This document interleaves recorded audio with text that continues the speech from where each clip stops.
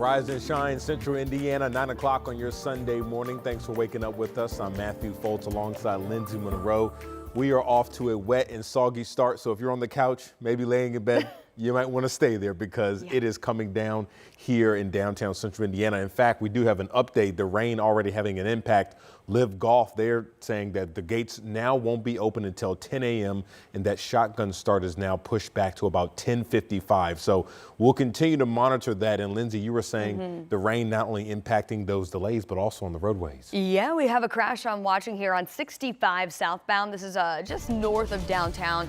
And I'll tell you, just looking at the scene, the rain coming down, the waterlogged roadways, I mean, it is just kind of a mess out there this morning. So that's where I want to start, then we'll get you to the radar here in a second. So this is I-65 southbound at 30th Street. So this is as you are coming into downtown Indianapolis. You can see we've got several lanes blocked there as emergency crews are arriving on scene. Looks like at least one travel lane getting passed. But yes, the visibility is low. The roads are completely covered with water as we've had a pretty steady rainfall here in downtown over the past, well, a couple hours now at this point as we enter into the 9 o'clock hour. That rain started just after 7 a.m. Let's talk about where we are seeing some of the heaviest of the rainfall. We'll start here around the Marion County and Donut counties here in central Indiana, the Indianapolis metro. Just a light, steady rain now starting to taper off across portions of our northernmost counties. Steadier rainfall now in southern Indiana, or I should say southern portions of the metro, where we've got some of that yellow still showing up on radar. The heaviest of the rain where we are seeing some embedded lightning down into portions of Owen County. This has not been severe, but this is where we are seeing the heaviest of the rain and potentially some stronger wind gusts embedded within this, just to the west of Ellettsville and Bloomington area. So that's going to be moving off to the southeast into Monroe County here shortly. After getting hit hard yesterday, another round headed your way today. But again, good news is not severe out there right now, and I'm not anticipating that being the case. Many spots have picked up in excess of an inch of rainfall over the past 24 hours, and this morning round will continue with us over the next few hours. We'll talk about rain dissipating for today, and when we'll finally see some relief from this high heat and humidity in your full forecast. All right, we'll see you then, Lindsay. New this morning, Metro Police are now investigating a shooting on the city's south side. Police say it happened just before 7 this morning along Finley Avenue near Raymond and I-65. When officers got to the scene, they found an adult with a gunshot wound. They were transported in critical condition, but we're told they are stable this morning. We're still working to learn more on what led up to this shooting. We'll keep you posted as soon as we learn more. We also have an update on a deadly shooting this morning on the city's north side. Metro Police now telling us a boy was shot and killed. Police say the shooting happened around 3 o'clock this morning near 21st and Central Avenue. Once on scene, officers found that juvenile inside of an apartment complex with a gunshot wound. He was pronounced dead at the scene. Detectives believe the shooting happened at a party in a short-term rental unit, but no witnesses were on scene, according to police. And right now, officers hope the community can help them solve this case. Another thing you'll notice is this area is really developed. So a lot of these buildings have cameras on the outside. There's also Dollar General here that's got an outdoor business video camera. So hopefully some of that digital video will be very good for the detectives to use to hopefully line up some witnesses and maybe some suspects. Now, we're told the apartment complex manager was also on scene and agreed to provide video from cameras inside that building to detectives. Right now, police are asking anyone with any information to give them a call. We're also learning new information this morning on a shooting we first brought you as breaking news yesterday here on 13 Sunrise. Metro Police now say they believe 5 people were shot in a shooting on Bruce Avenue. Police say the shooting happened yesterday around 3:30 near 30th and Keystone. Officers found 3 victims at the scene, and then a 4th walked into Community East Hospital. Then last night, police say they found a person shot at 41st and Meadows Ways.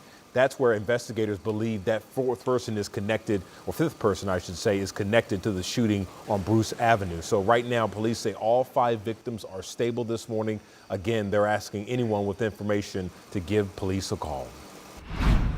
Now to a story of strength and remembrance. Families who lost loved ones to violent crimes or disappearances gathered in Indianapolis yesterday to remember, honor their pain and call for justice. Our Marina Silva shows us March for the Missing. Take a look at these faces, photo after photo of loved ones lost. Every year, families come together to remember those taken from them while also keeping hope alive for answers. Greg Turner started this gathering to celebrate his sister Shannon on her birthday. Shannon's birthday was August 10th. She disappeared December 1997. Nearly 30 years later, he's still searching for answers. She never had the chance. She never got married. She never had children.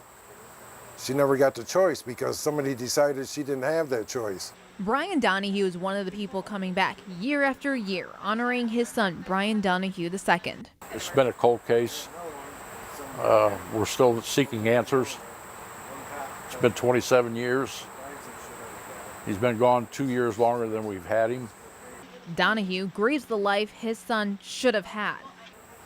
My granddaughters, be his nieces, life itself. I mean, he was full of life. It's just a horrible thing that we all miss it. But instead, he's left with questions. Well, we had an awful lot taken away from us and no answers. All families lighting a candle until they find answers. In Indianapolis, Marina Silva, 13 News. Your time is now 9:06. Right now, local faith communities are coming together to help raise donations for hundreds of people in Indy's most vulnerable neighborhoods. Our Ella Rhodes is at Christ Church Cathedral, which is one of the churches collecting money this morning. And Ella, how's it looking out there?